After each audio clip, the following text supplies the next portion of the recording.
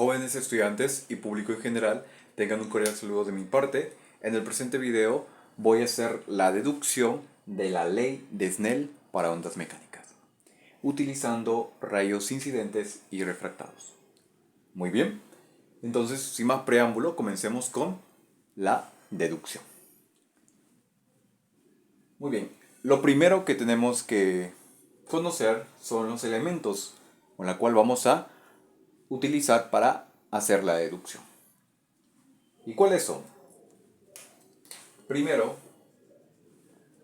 saber que este rayo se le representa como una flechita, ¿no? Con su dirección, en este caso el rayo de la onda incidente,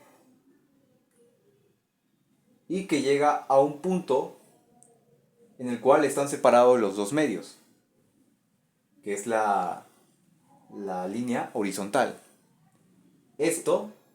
Todo este campo es el medio 1, o sea, un medio, y todo este campo es otro medio, medio 2. Son dos medios distintos y la horizontal separa a esos dos medios. Entonces, tengo aquí un rayo que lo voy a representar geométricamente que tiene una dirección, como podemos apreciarlo. Y cuando llega al punto que separa los dos medios, entonces cambia la dirección. Eso es lo que me dice la ley de Snell, cambia de dirección, en el cual respecto a ese rayo y a la normal hay un ángulo que se le va a denominar respecto al rayo en el cual estemos tratando. Por ejemplo, aquí el rayo de incidencia respecto a la normal va a formar el ángulo de incidencia, que lo denotamos así.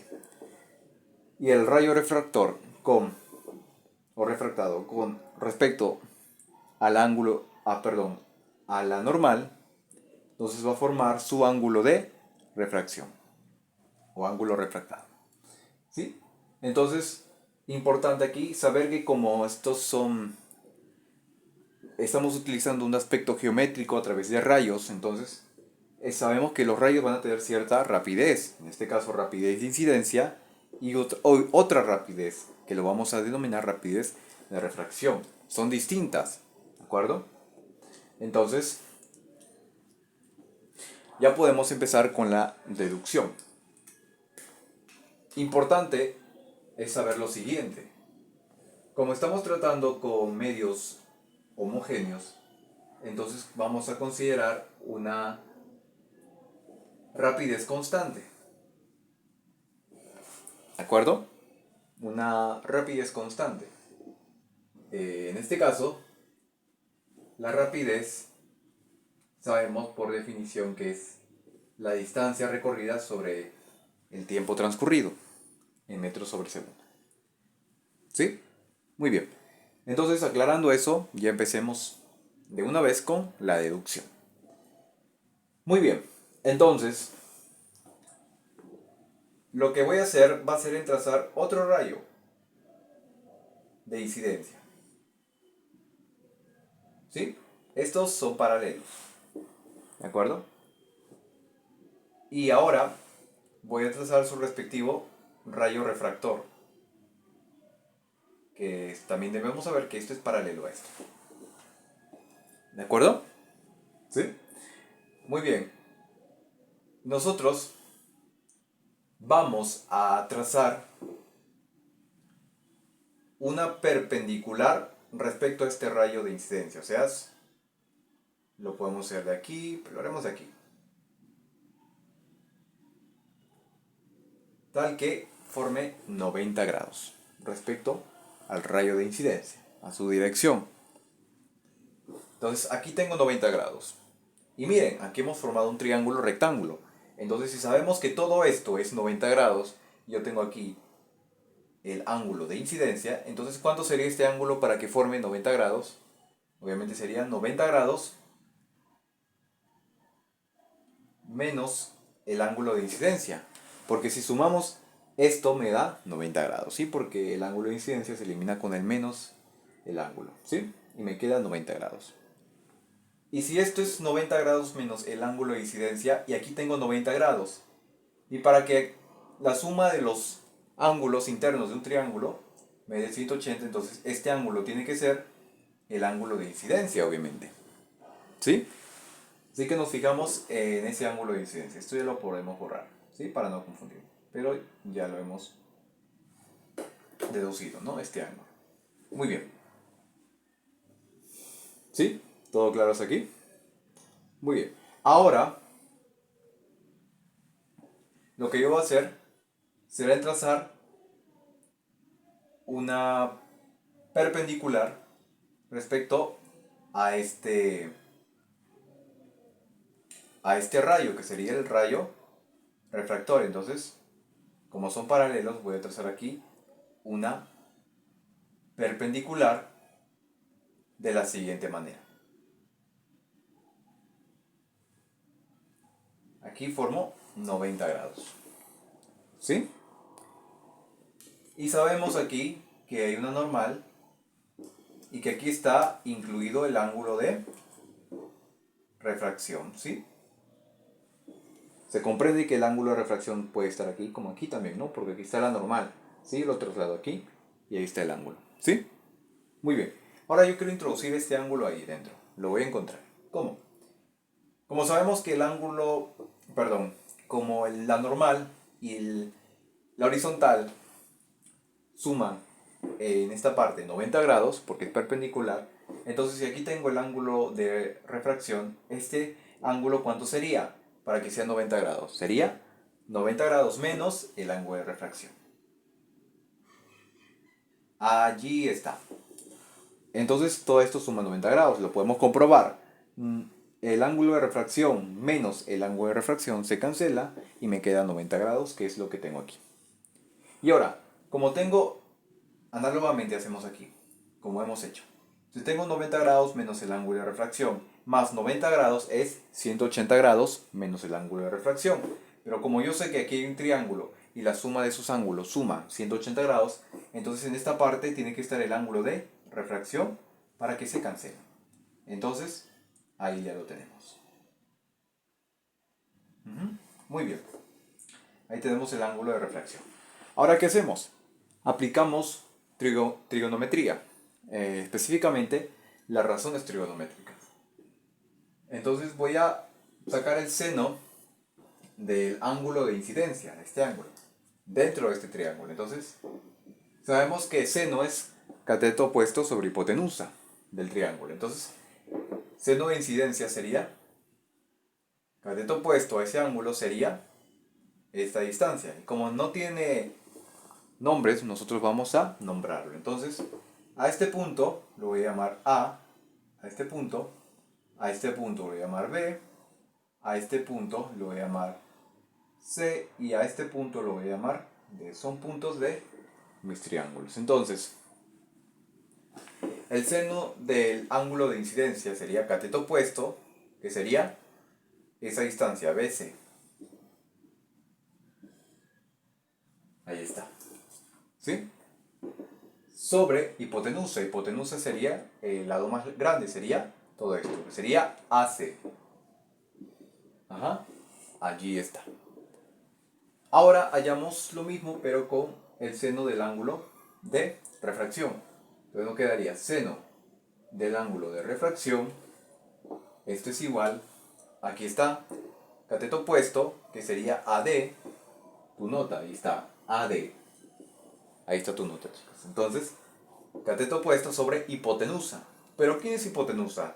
Siendo que hipotenusa es lo mismo para los dos triángulos, AC en este caso, ¿no? Muy bien, entonces ponemos sobre hipotenusa AC. Ahora, lo que hemos hallado, mira, hemos encontrado términos iguales. ¿Sí? Entonces, vamos a despejarlo. Entonces, lo que hacemos aquí simplemente es igualar estas dos expresiones. ¿Sí? ¿Cómo hacemos eso? Empecemos con esta primera y luego con esta segunda. A ver. Con el seno del ángulo de incidencia me quedaría, si esto lo paso a multiplicar aquí, me quedaría AC, el lado AC, es igual a lado BC sobre el seno del ángulo de incidencia. ¿De acuerdo? ¿Sí? Multiplico los dos miembros, aquí se canceló y aquí me quedaría AC por seno de incidencia. Y eso lo paso a dividir, me quedaría esto. ¿Sí? Lo podemos comprobar. Y en el otro caso sería el hashtag aquí. También lo mismo, ¿no? Sería AC es igual a AD, el lado AD, sobre el seno del ángulo de refracción. Y tengo esto. ¿Por qué hice eso? Porque tengo aquí dos lados iguales. Entonces, si esto es igual a esto y si esto es igual a esto, y como estos son iguales, entonces estas expresiones son iguales. Entonces, establezco lo siguiente.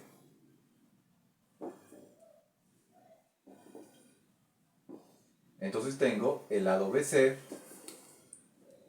sobre seno del ángulo de incidencia es igual a esto, al ángulo AD, perdón, al lado AD sobre el seno del ángulo de refracción. Tenemos eso. Ahora, ¿quién es BC y quién es AD? Veamos. BC es de aquí hasta este punto. Este es el lado BC y el lado AD sería de aquí hasta aquí, toda esa distancia. ¿De acuerdo? Entonces, como el rayo viene así, y cuando choca la superficie, en este caso primero, esta longitud AD va a ser diferente a la longitud BC. ¿De acuerdo? Pero el tiempo que pasa es el mismo. ¿No? Se sobreentiende. ¿No? Que el tiempo que va a recorrer esta onda mecánica representada en rayo, de A hasta D, es el mismo que el tiempo que va a recorrer la onda en el punto B hasta el punto C. ¿Sí? Entonces, diciendo esto, entonces me fundamento de las distancias y el tiempo. Entonces puedo hallar la velocidad. Como nosotros sabemos que la rapidez es igual a distancia sobre tiempo, entonces aquí puedo decir que rapidez de incidencia va a ser igual, en este caso rapidez de incidencia corresponde a esta distancia recorrida, BC. Será distancia sobre el tiempo, que lo hemos denotado delta t. Y si despejamos la distancia BC, eso sería igual a la rapidez de incidencia multiplicada por el intervalo de tiempo que pasa. De manera análoga hacemos con la rapidez de refracción. Entonces hicimos rapidez de refracción es igual a distancia sobre tiempo. ¿Cuál sería la distancia? Como esta es la rapidez, es diferente a la rapidez de incidencia porque este es un medio y este es otro medio. Y esta es la horizontal que lo separa. Entonces la longitud que recorre sería de A hasta D. Entonces ponemos AD sobre el tiempo, que es igual al tiempo recorrido en BC de la rapidez de incidencia, ¿no? De ese rayo de incidencia. Entonces, tengo esto y simplemente despejo AD. Entonces, AD, voy a sacar esto, me queda, que es igual, esto pasa a multiplicar, me quedaría rapidez de refracción por intervalo de tiempo. Tengo eso. Tengo que BC es esto y AD es esto. Entonces, simplemente lo reemplazo. En lugar de BC pongo esto. Entonces, en lugar de BC pongo rapidez de incidencia multiplicado por el intervalo de tiempo. Y en vez de AD pongo rapidez de refracción por intervalo de tiempo. Ahí está. Vemos aquí dos términos semejantes. El intervalo de tiempo, como hemos considerado que el tiempo que recorre de A hasta D es igual al tiempo que recorre de BC, en lo cual son dos medios distintos. Entonces aquí se va a cancelar, ¿sí? Si divido entre los dos miembros se cancela. ¿Y qué me queda? Me queda, chico, lo que se le conoce como la ley de Snell. Ajá. Y lo podemos ver, mira, me quedaría rapidez de incidencia sobre el seno de incidencia va a ser igual a rapidez de refracción sobre el seno de refracción, el ángulo de refracción.